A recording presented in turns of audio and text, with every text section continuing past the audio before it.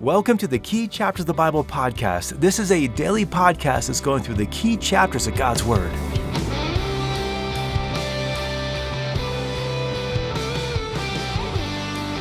If someone offered you priceless riches and all you had to do was follow them, would you take them up on their offer? Well, in today's study in Proverbs chapter 3, the Lord is offering us His priceless riches if we'll just learn to follow Him and walk in His ways. Now, yesterday we began studying the book of Proverbs, and we discussed in our introduction that these Proverbs have been given to us so that we can learn the skill of wise living. Ultimately, this whole book is to help us walk with the Lord and obey Him. In fact, really, the message of the Bible is, among other things, how to obey God. And the Bible presents different perspectives on what obedience means.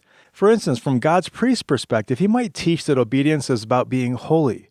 Or God's prophets might teach that obedience is about being righteous. Here we're seeing that God's sage is telling us that obedience is wise. But basically, it's all the same point.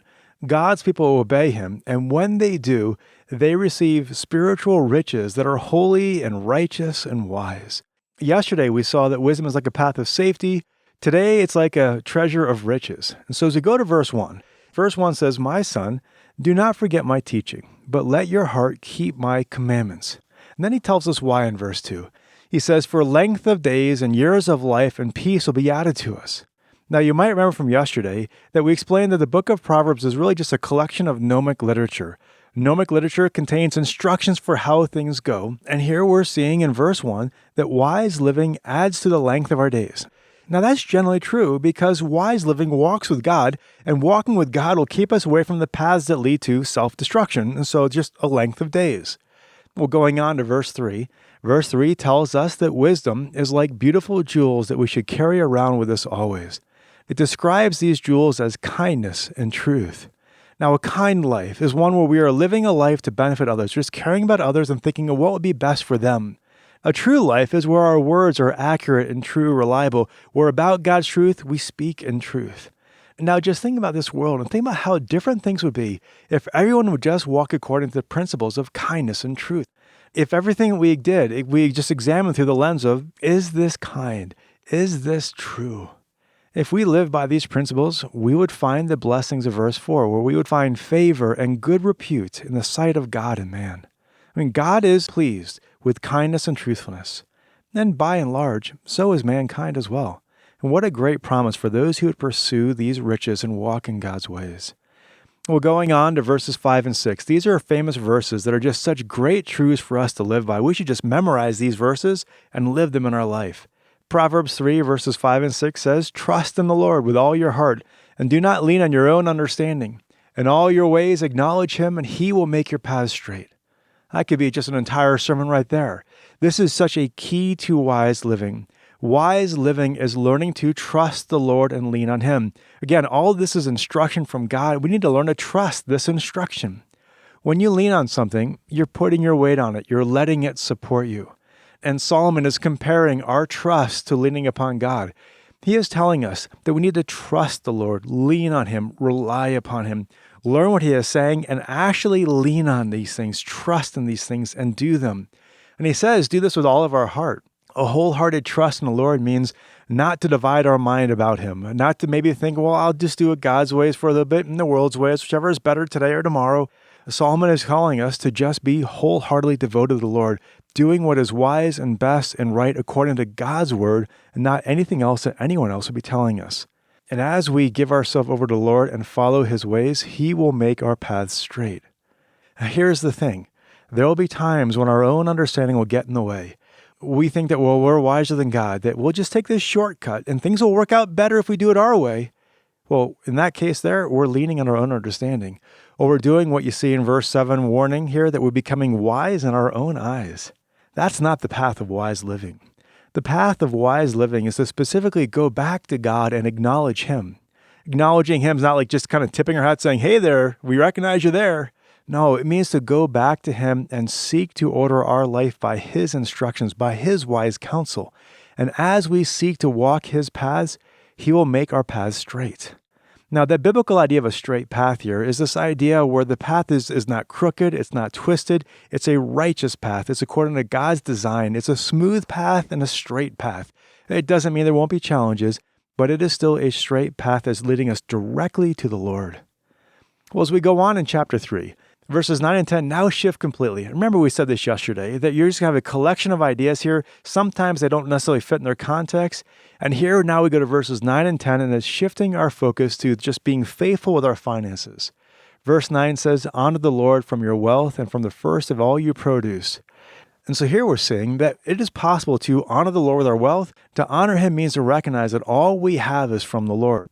We're just recognizing that everything we've received is ultimately from God, and we're just showing God this honor by being faithful with our giving to the Lord's work, either it's in our church family or just being generous to those around us. This just honors Him. In fact, verse 9 reminds us to give God our first fruits, not our leftovers. And this principle is true whether it's financially or any of our service to God. We're not to give God our leftover offerings. We are to give God our first fruits, that which is first and freshest from our very being. And so we are to honor God in this way, and we'll just see His blessings here in verse 10. Well, going on to verse 11 and 12, it also tells us now to not reject God's discipline because God loves those whom He corrects. Now, this probably sounds familiar because Hebrews 12 also cites this passage here. The word discipline here also speaks of instruction. And when God steps into our life to teach us something, we should listen. We should let Him instruct us. And rather than being angry, we should rejoice that God, our Father, is aligning our life with His path of wisdom, and He is doing this because He loves us. Why would we not receive this? Why would we not want His blessing and His guidance and His discipline in our life? To do so just draws us closer to Him, and that's just great riches because we'll be walking closer with the Lord. Well, the next set of verses, verses 13 to 24, once again extol the wisdom of wise living. Proverbs 3 verse 13 says, "How blessed is the man who finds wisdom and the man who gains understanding." Why? Let's just go through these verses quickly here. Why? Because her profit is better than the profit of silver and gold, verse 14. She is more precious than jewels, verses 15 and 16. She yields a long life, verse 16. Her ways are pleasant and her path is peace, verse 17. She is like a tree of life, in verse 18. And so clearly, God is promising all kinds of spiritual riches if we simply follow His ways of wisdom. Going on to verses 19 and 20, these verses talk about how God used wisdom to design creation. And then we see this fact borne out every day as new scientific discoveries show us how amazingly complex and glorious and beautiful and intricate creation is. We can just see God's design behind everything. And the point is that just as God has used His wisdom to design creation, He has also given us His wisdom to instruct us how to live. And so obviously we should follow Him. I mean, He is vastly, infinitely wiser beyond anything we have. And so in verse 21, we should not let the gems of His wisdom vanish from our sight. We should pursue sound wisdom and discretion and keep them like jewels around our neck so that we will walk securely in verse 21 and sleep soundly in verse 24 and not run off in fear with every new surprise. You see that in verse 25 because in verse 26, the Lord will be our confidence and He'll keep us from stumbling. Those are just great spiritual riches that God gives to those who are pursuing righteous and wise living. And finally, the last set of verses gives us a series of principles that tell us things like don't withhold good in verses 27 and 28, don't seek to harm our neighbor in verse 29, don't contend with the man without cause in verse 30, don't envy a man of violence, verse 31, and then verse 32 and 33 tell us why, because that person would be an abomination to the Lord, and his curse is upon their house. And instead, verse 34, God gives grace to the afflicted and honor to the wise. Again, such great riches. Well, that's just a quick summary of chapter 3. As I mentioned yesterday, if we go too fast through these chapters, we're going to really have a hard time just kind of applying these Proverbs for life because we're going to find if we just slow down and think about them, these are truly glorious riches of truth that God gives to us. And so as we finish on up, rather than just closing the Bible and moving on, how about you go back over this chapter and look for one of the core principles that you can meditate upon and just really just be thinking about.